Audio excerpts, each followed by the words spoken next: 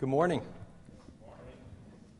So I just want to start off and say thanks to Steve and thanks to Wally and thanks to AEE for setting this up.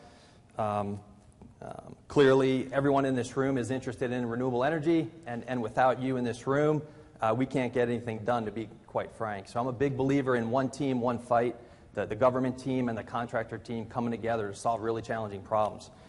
And as you saw from John's presentation, I mean, wow, it is an exciting time to be in the Navy. It's an exciting time to support the Navy, and it's an exciting time moving forward to know all the challenges that we have, because I think everyone in this room doesn't shy away from challenges, and that's why we're here today to really talk about the way ahead. So as Steve mentioned, I'm the Director of Energy for Navy Installations Command, and what does that really mean? My brief will focus on a little bit of what our comprehensive energy program is. And for those of you that were at the Energy Exchange, my boss, Captain Tony Edmonds, gave really a full-depth review of the portfolio within CNIC. Was anyone up there to see that presentation? Good, because okay, just one, so that's pretty good. So I used a couple of those slides, so this will be new information. So that's the first part of my presentation, and the second part of my presentation will be a deep dive, if you will, on JBAB, which is our case study on renewable energy on-site PV PPA. And that's an exciting project in and of itself. And for those particularly involved, lots of challenges along the way. And so I was one of the guys on the team that helped create the idea. And then next month, I'm proud to announce that we're going to be awarding that project after many, many years. So that's kind of my two-pronged approach for this particular presentation. Okay, so next slide. Who we are, who we support, what our guiding principles are, and what goals and mandates in our investment profiles will also be covered in this brief. From this slide, you know, our focus is on energy security. When you talk about the importance of energy across the federal government, there's obviously the greenhouse gas discussion. There's obviously the carbon footprint reduction, which are all good things. But when you talk in terms of the DoD, and particularly the Department of Navy, we're focused on energy security for obvious reasons. And so some of the takeaways from this slide, we're directly responsible for 11 regions around the world. We have 70 installations around the world and 52,000 civilians and military that support all of the naval operations around the globe. And some of those numbers include 328,000 active duty, about 400,000 family members, 58,000 selective reserves, and then a few 100,000 other civilians and military along the way. As you can see up there, there's some pretty large numbers. From a planning perspective, you really need to do your analysis right. You need to plan and project your strategic vision across many, many years. And then, of course, we all know in D.C. we're subject to the ups and downs of Congress, ups and downs of funding shortfalls, ups and downs of potential government shutdown, which may happen next week. But I'm sure somebody will save the day, and we won't have to worry about that. But if you look at the numbers there, Steve talked about that $1 billion utility budget. That's quite significant, particularly when you're trying to balance that across all of these particular missions. $217 billion in plant replacement value or infrastructure around the globe. 414 piers and wharfs, 116 runways, 31 million meals served at 83 galleys around the world. I mean, you can only imagine all the different things that go in to keeping a Navy sharp, to keeping a Navy resilient moving forward. And so from a command and control perspective, this is how we're set up. CNIC falls into Echelon 2. So for those of you that have worked with NAFAC before, Naval Facilities Engineering Command, they're on the right side. CNIC is in the middle, headed up by a 3-star Navy Admiral. NAFAC is represented to the right, headed up by a 2-star Navy Admiral. And I'd say the best way to think about that relationship is NAFAC is a SysCom, they have contracting authority, and they execute a significant portion of our workload year after year. You heard from Mr. John Klein. He is in the Echelon 1, reports directly to ASN, EI&E, and really is focused on innovative energy projects and Resiliency today, formerly Renewable Energy. And so as you can tell, we work together very closely, have over many years, and we will continue to move so before. And so anything we do is really focused between that triad, right? CNIC, NAVFAC, OpNav, SecNav. And really, I think what you'll find across the Navy, particularly the Navy, is that everyone is aligned with the leadership. And that's really empowering for a guy like myself who served in uniform and now serve as a civilian.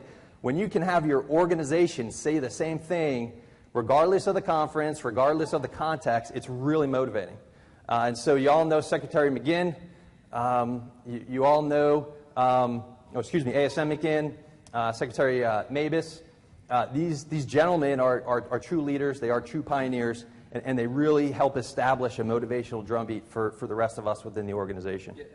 Underneath CNIC, so we sit at the Washington Navy Yard at the S2 perspective. We have those 11 regions that I mentioned earlier, and they're led by regional commanders, either one-star admirals or two-star admirals. And then underneath them are these 70 installations across the globe. Okay, so what's our program focus areas and what's our priorities? In honor of Energy Action Month, which is in October every year, we're going to be rolling out our very first energy policy statement. Imagine that. It's going to be the first one signed out by Admiral Smith. It's going to align all of those focus areas into a one-page summary that allows our energy warriors out there and contractors to that extent to be aligned with leading and supporting the Navy energy team, making sure that we understand the policies, we understand the guidance side of it, but we're also staffed appropriately. We've aligned ourselves with the repo mission that John Klein just talked about on building energy security through reliability, resiliency, and efficiency. We obviously are focused on the shore energy goals, and I've got a little chart in here that talks about the comprehensiveness of the executive order goals as well as the CNO goals. We're going to heighten energy awareness and stewardship. The JBAB case study that I'll talk about here in a couple minutes really brings home the point that the Navy has a very important mission to get done, but they're not going to sacrifice the environment to do so, right? And so we go through a process called NEPA. Very important to the federal government. It's a law, as you all know, signed out in '69, and it continues to be a very strategic document for all of our processes. And then, of course, reducing energy and reducing operating costs will always be our drumbeat moving forward. As you saw on that first slide that I presented, when you have this much infrastructure and you have this much energy, there's a lot of efficiencies that we can look at over time. Sure, there's been some wins over the next couple of years, but when you talk about energy, it's definitely a sustained programmatic focus that needs to remain moving forward. These are the CNIC guiding principles for Commander Naval Installations Command. These apply to all of the programmatic areas and all of the business areas. So over 120 business lines and business products. Today we're focused on energy. And so as you can see, take customer service to the next level. Customer, as the Chief of Civil Engineers said, he's the Public Works Officer. His job is to provide the best customer support to Admiral Smith and all the other supported commanders. When your leadership says it, it trickles down to the rest of the organization. It's incredibly empowering. Be brilliant on the basics. Build competence, whether it's doing an energy audit on a particular base, whether it's empowering your retro commissioning team to identify shortfalls within a facility, whether it's looking at your base master plan or installation appearance guides. All those things are really, really important, and we need to exemplify the basics and the brilliance of executing those basics. Smart business decisions. We use an energy return on investment tool, otherwise known as EROI, and that helps us prioritize energy projects. I've got a slide that talks about the full portfolio of projects, but that's really important when you have a limited budget to execute a whole lot of stuff. Live a culture of continuous improvement. We are the first ones to admit that we're learning every single day. And I'd say being here this week has been incredibly empowering for me just to sit in and talk about wastewater treatment. I mean, gosh, I didn't know. There's just a ton of new innovation into the market today, and it will continue moving forward. And then represent the Navy to the surrounding community. It's real important that what we do is not in a box, is not in a vacuum. And so when we talk about the JBAB project, we partnered with the local community. We went to visit the State Historic Preservation Office. We went to visit NCPC. We went to visit the Center of Fine Arts to say, hey, folks, this is what we plan to do. Here's our preliminary design. Does it make sense? And what sort of feedback do you have so that we can incorporate your ideas into the process? Okay, another slide. This is our investment portfolio. Really, the takeaway here is that there's a lot of money that we use and execute our energy program. We're looking at about $400 million as really the standard drumbeat year after year after year. We're focused now on the President's Performance Contracting Challenge, and so we have a ton of third-party financed contracts, ESPCs and UESCs, that are in the pipeline. But I'd like to think that we look at these projects as an opportunity, and an opportunity that comes with proper analysis. We're never going to do a project, or should never do a project, just to reach a goal, right? We need to do the analysis, we need to do the prudence, we need to do the due diligence to make sure that we're not wasting the taxpayer dollars and that it supports our goals and priorities that I talked about earlier in this brief. Okay, next slide is the SECNAV goals and the executive order goals that was signed out in March of 2015, the planning for federal sustainability in the next decade.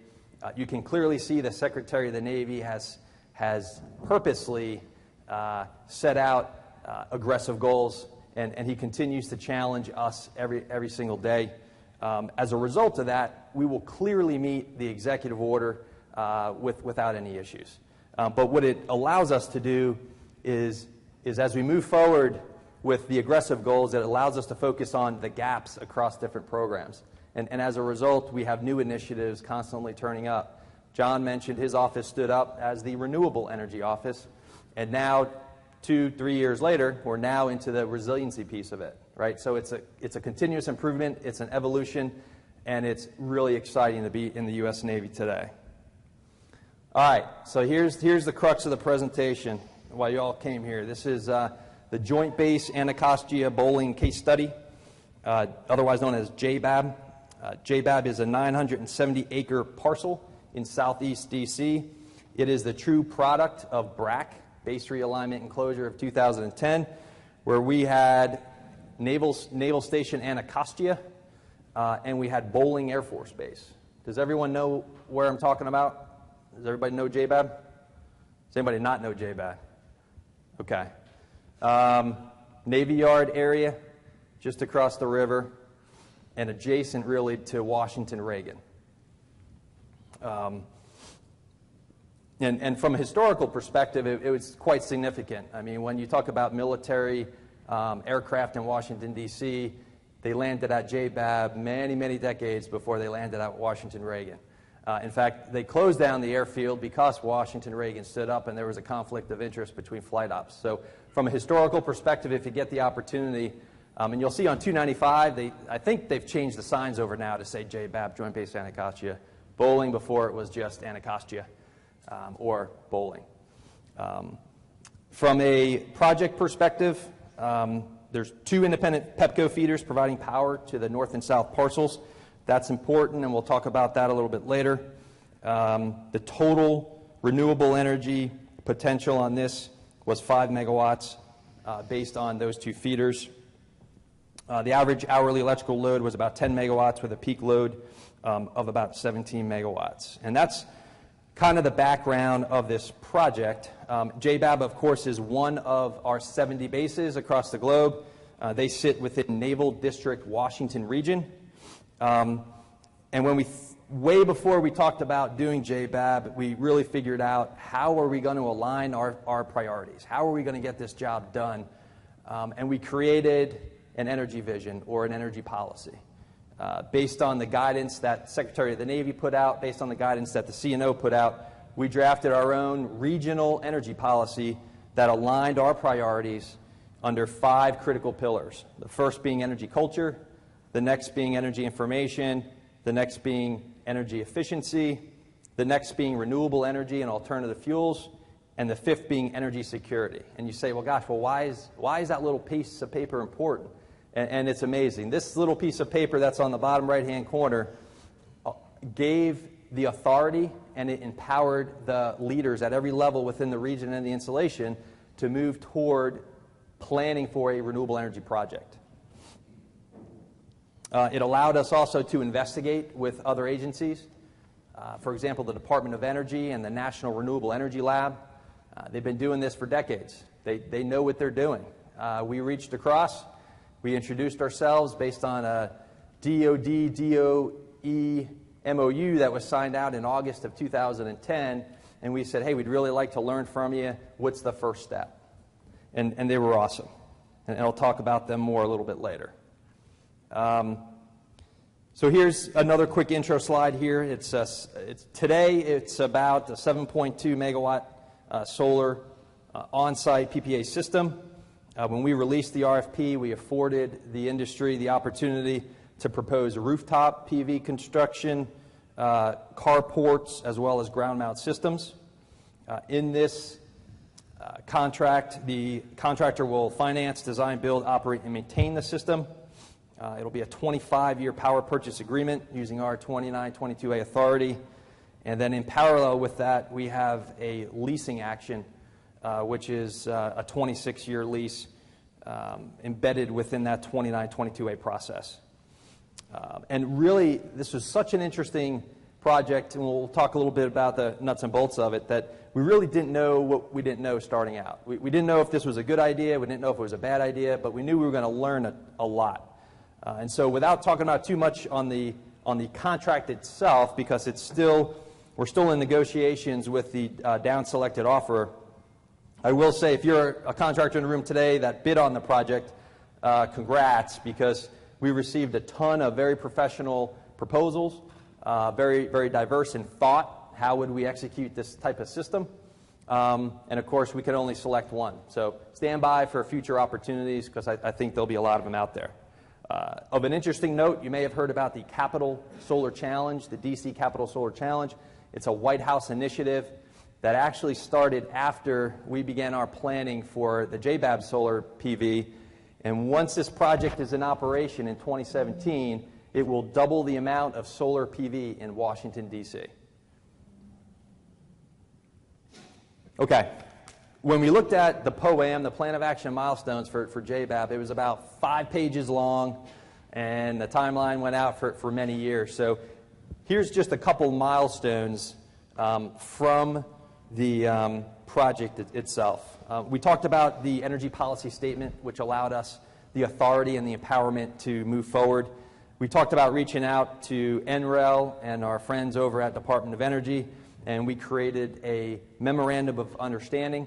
We were able to transfer money to the Department of Energy to conduct site visits at each of the 6 installations within Naval District, Washington. And what that allowed us to do, I'll show you on the next slide, is really give us kind of a business case analysis before we did anything else. Does this make sense? Before we spend more than $100,000, which was essentially the cost for the site visits and the data analysis that was done, do we want to move forward, or is this just a bad idea and we'll cank it now? We were pleasantly surprised with the results. The next milestone was a REOP initial screening.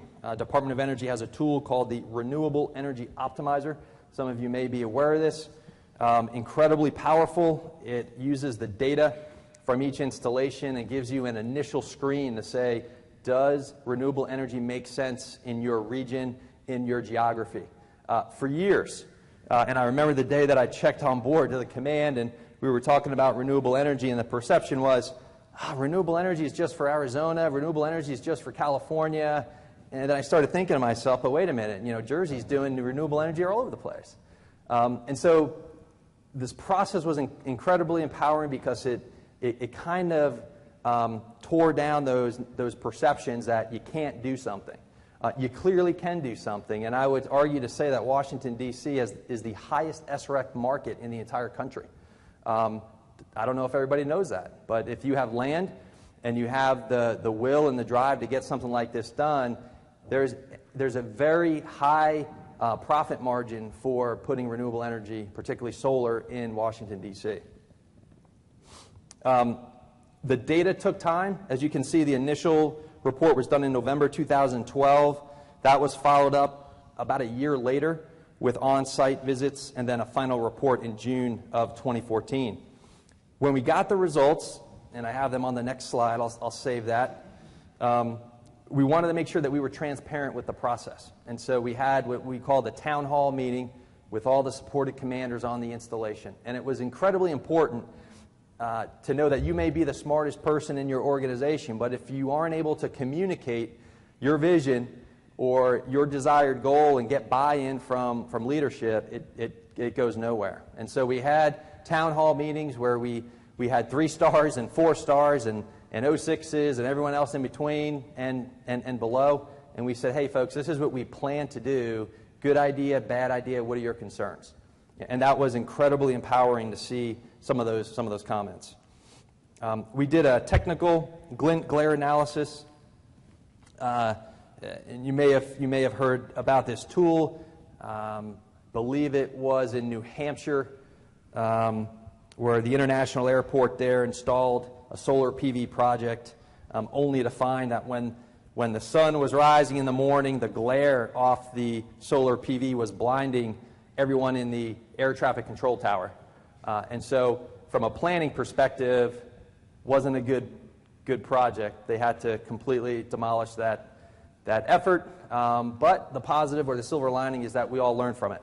So we were able to use this tool to say, hey, if we put solar PV on JBAB, is it going to impact any of the planes that are flying into Reagan National?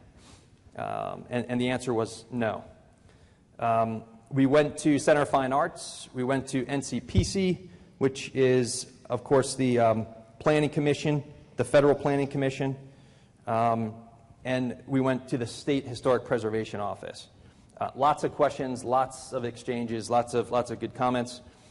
And then I mentioned earlier the National Environmental Policy Act, NEPA, very important. I had the opportunity to work at the White House Council on Environmental Quality for the last year. And I can tell you from a federal government perspective, many different agencies look at NEPA a little bit differently. And to John's point earlier, although our lawyer friend I think has left, different lawyers interpret NEPA differently. I can tell you from the Navy perspective, it's a must-have. We must do it. We must understand how NEPA and how we are going to impact the environment around us. We did site approvals for the installation appearance plan as well as the master plan, and then we released the RFP on June 2015. The 2922A package was just approved earlier this month, and we estimate the award next month with operations commencing in 2017. So when I talk about smart business decisions or cost-effective strategies, this was really, really helpful for us to say, does this make sense moving forward? This is essentially the summary or executive summary of the Department of Energy NREL report after their site visits. And what it did, and why it was important, is because it blended each state, Washington, D.C. incentives, Maryland incentives, Virginia incentives, and it pinpointed essentially the return on investment. And so very simply, first line, PV economics. Is it positive? Is it marginal? Is it to be determined? Next line talks about potential areas identified for PV, 10 megawatts for JBAB, Bethesda 8.2, Indian Head, which is a site down in South Potomac, which is Maryland, Pax River, Naval Air Station Pax River, where, oh, by the way, if you listen to the news, very first biofuel flight out of NAS Pax River happened last week. Incredible stuff. And you'll find that across most of the bases within Naval District Washington. They're really ones of one. Naval Research Lab, Indian Head, the railgun down in Dahlgren. I mean, we're deploying lasers on Navy ships today. I mean, it's not fantasy, it's not future, it's happening, it's real world. It's just incredible to know in and around the innovation. But we think of Silicon Valley, It's right here. It's happening in our backyard. And then the last site was Dahlgren with 5 megawatts. And so what was really interesting and really helpful was that it allowed us to have that conversation with our utility providers as well. To say, hey, we had this study. Does it make sense? Are you guys interested? Is this something that you would want to partner with us on? And some were yes. Their business strategy was either yes or their business strategy was no. And from an ESCO perspective, looking at ESPCs and UESCs, some people are excited about these sorts of projects and some people aren't, and that's fine. We just want to know who we can partner with today to execute these sorts of projects. And then the last line talks about the incentives. D.C. and Maryland are the 2 areas in the country that provide the most incentives or nearly at the top tier for PV projects. Incredible. We had no idea. And as a result, it really helped drive our priorities to move forward with these. And so based on our staffing at the time, we could only pick one. So we decided to go with the top choice, which was JBAP. And that helped with the timeline that I mentioned on this chart. So if we looked at this and it was a no-go, okay, then we move forward. But from a planning tool, it was incredibly helpful. Any other questions there? Okay. So this is the quick site map, and I've only got 2 more slides left. Steve, how am I doing on time? 2 minutes. 2 minutes, perfect. All right. So this right here is the north side of JBAB, otherwise known as the Anacostia side. And it turns out that is really where we think the renewable energy will be installed, based on the planning process, based on the supported command's desires.